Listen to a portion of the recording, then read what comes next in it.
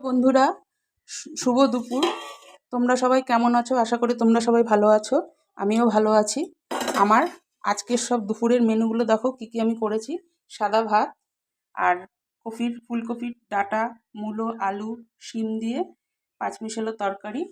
আর দেখো চারাপোনার থেকে একটু বড় সাইজের মাছ, সেটা আলু, ফুলকপি আর শিম দিয়ে টমেটো দিয়ে পাতলা ঝোল করেছি। তা আমার দুপুরের মেনু তোমাদের কার কেমন লাগলো সেটা কমেন্টে জানাবে।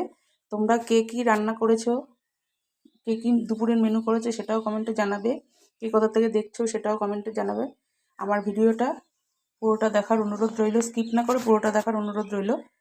আজ এই পর্যন্ত, কাল আবার নতুন কোনো ভিডিওর সাথে দেখা হবে। তোমরা সবাই সুস্থ থেকো, ভালো থেকো, সাবধানে থেকো। তো চলো আজকে দুপুরের লাঞ্চটা সেরে নিই। তোমাদের কার কার লাঞ্চ করা হয়ে গেছে সেটা কমেন্টে জানিও। কে এখনও করনি সেটাও কমেন্টে জানিও। টাটা।